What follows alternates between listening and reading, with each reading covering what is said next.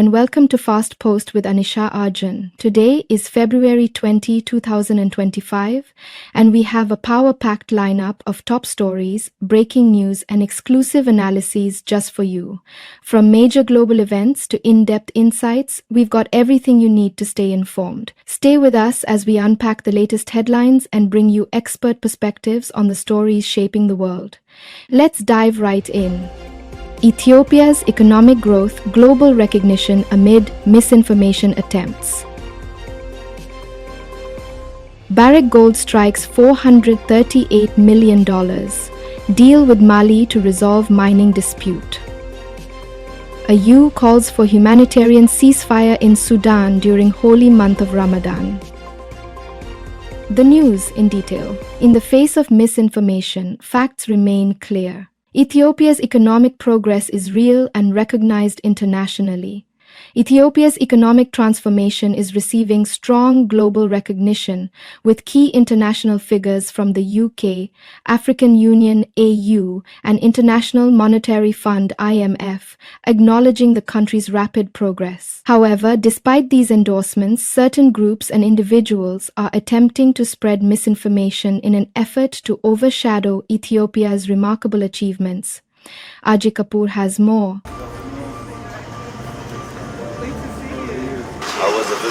During her visit to Ethiopia, UK Deputy Prime Minister Angela Rayner praised the country's economic reforms, calling Ethiopia's ongoing transformation remarkable. She particularly highlighted the establishment of the Ethiopian Securities Exchange, ESX, as a critical step in opening up Ethiopia's markets and strengthening economic transparency. She further reaffirmed the UK's commitment to supporting Ethiopia's reform agenda and private sector growth. Ethiopia has been undergoing major macroeconomic reforms aimed at improving its financial systems, increasing foreign investment, and enhancing overall market efficiency. The ESX, launched as part of these reforms, is expected to attract both local and international investors, facilitating capital flow and boosting the nation's economic competitiveness.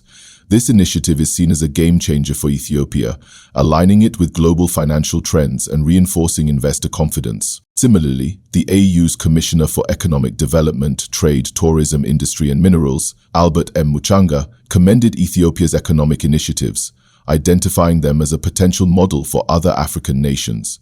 Speaking at the inauguration of the UNSDSN Africa office at Addis Ababa University, Commissioner Muchanga acknowledged Ethiopia's substantial macroeconomic reforms and their alignment with Africa's broader economic integration goals. He also praised Ethiopia's Green Legacy Initiative, recognizing its success in environmental conservation, afforestation, and climate resilience. The initiative, which has already planted billions of trees, aims to reduce carbon emissions and promote sustainability, serving as a model for other African countries in the fight against climate change. Furthermore, Muchanga emphasized the critical role of regional economic integration in driving development, pointing to streamlined trade, removal of cross-border barriers, and unified investment frameworks as essential components of Africa's future prosperity. While all 54 African nations, including Ethiopia, have embraced the African Continental Free Trade Area (AfCFTA), challenges such as inadequate transport infrastructure remain significant. The IMF Managing Director, after visiting Ethiopia, also confirmed the country's steady economic growth trajectory. The IMF has been working closely with Ethiopia in supporting policy reforms that enhance financial stability, improve investment conditions, and foster private sector participation. Despite these undeniable affirmations from international institutions and key stakeholders, misinformation campaigns seeking to downplay Ethiopia's economic success have emerged. Certain groups and individuals are actively spreading false narratives that aim to create doubt about Ethiopia's progress. These efforts appear to be politically motivated attempts to discredit the government's achievements. In the face of misinformation, facts remain clear.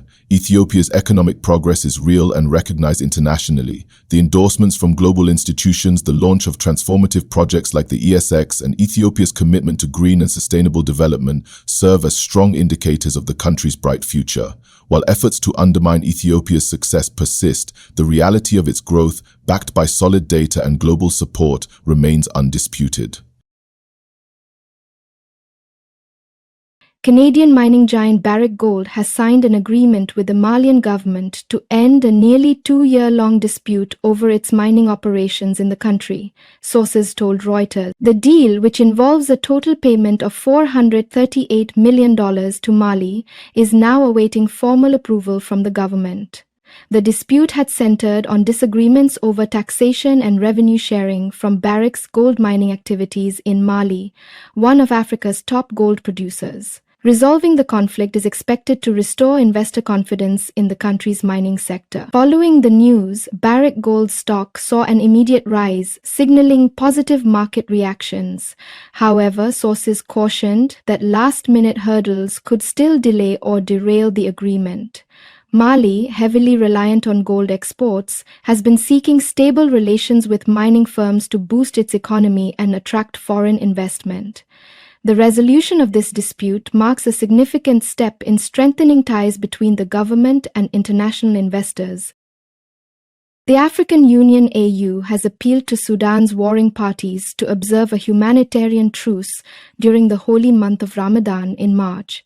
The appeal comes amidst growing concern over the continued escalation in fighting between the Sudanese Armed Forces (SAF) and the paramilitary Rapid Support Forces (RSF). In a statement, the AU said it was particularly concerned over the relentless fighting in El Fasher, the capital city of Sudan's North Darfur state, noting that the conflict had a devastating impact on livelihood on a massive scale. The AU added that it was worried about the non-stop perpetration of war crimes and crimes against humanity, other grave violations of human rights in the country. The bloc urged the parties to come together and establish an immediate, permanent and unconditional ceasefire and to return to negotiations, noting that there was no military solution to the conflict.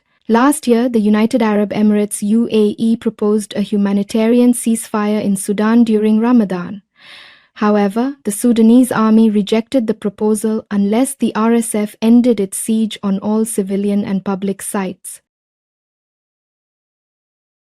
U.S. Secretary of State Marco Rubio held discussions with Angolan Foreign Minister Tete Antonio, focusing on efforts to bring a peaceful resolution to the ongoing conflict in Eastern Democratic Republic of Congo (DRC), according to a statement from the U.S. State Department.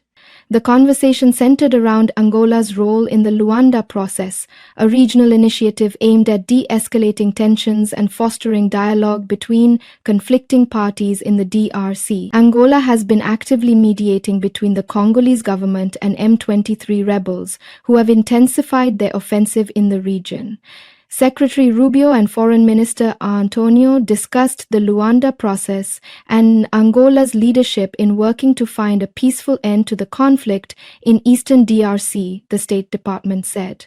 The escalating violence in eastern Congo has displaced thousands, creating a humanitarian crisis and drawing international concern. The U.S. has expressed support for regional diplomatic efforts, emphasizing the need for dialogue to prevent further destabilization.